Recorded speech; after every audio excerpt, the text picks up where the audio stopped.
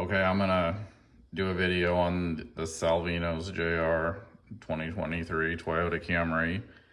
And I talked about these a little bit in my last video.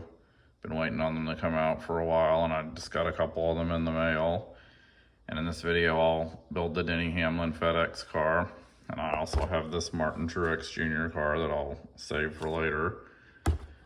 And in this first part of the video, I'll just unbox this and go over some of the parts that are different from the Camaro that I just built and some of the differences between the 2022 car and the 2023 cars. And go over the decals and everything. These both have really nice box art. And on this FedEx car, it comes molded in white, which is the primary color of the car. And I'll show the decals in a few minutes that you could get by with not painting this at all, and just you could put clear coat on it and put the decals on and it'd look really nice. I'll probably go ahead and spray this body with some Testors gloss white just to make it shine a little better before I put the decals on. Then there's your hood. And I talked about in the last video, the 2022 cars didn't have a dashboard, or at least originally they didn't. Some teams started using them, but the 2023 kit, I guess all of the 2023 cars do have the dashboard, and there it is. And then there's pieces to that intake that I discussed in the Camaro video, which you can see is a little different from on the Toyota. Then most of the other pieces that are in the kit are the same as the 2022 kits. I mean, the engine parts and the wheels, and it's just all the same and out of the same molds. And it has those intake pieces for the Camaro, and that's one thing about these Salvinos kits is you get parts from other kits that aren't needed, but there's nothing wrong with that. If you build a lot, you can probably use those for something at a later time. There's the bottom of the chassis that goes under the car, and same seat as the 2022 car. And I've built the Camaro and Mustang, and the engines are all the same on these kits, and I'll detail this to look like a Toyota engine. I kind of wish they'd put a little more detail in the engines, but they're still pretty nice, and you can detail them how you want and make them look more authentic.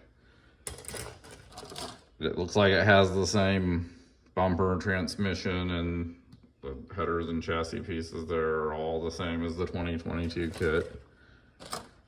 There's more chassis parts and the roll cage parts, which are pretty much all the same, it looks like. Then on the decals here, all these Gen 7 kits have the decals for the front end and rear end, and the window decals. And those decals that go along the sides of the car on the bottom, which I don't always paint that in and make it look more authentic. But these are power slide decals that come with the kit, and they're really nice. And then you have the FedEx purple decals and everything else, and those nice tire decals. Like I said, you could build this kit without painting at all and just put these decals over the white, and it would look really nice. And in the next few parts of the video, I'll start putting everything together. I'll probably start with the engine and chassis and roll cage and show that in the video. And then once I get to the body and putting the decals on, I'll do a third video on that.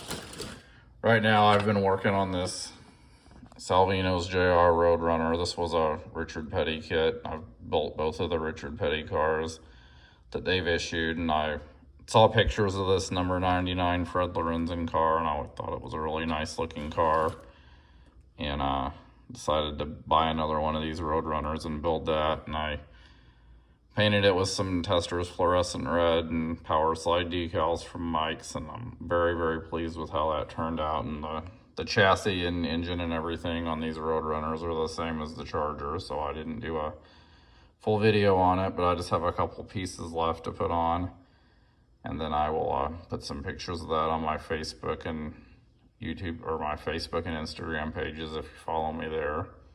But I'm gonna get to work assembling this Toyota, and I'll do another video on that.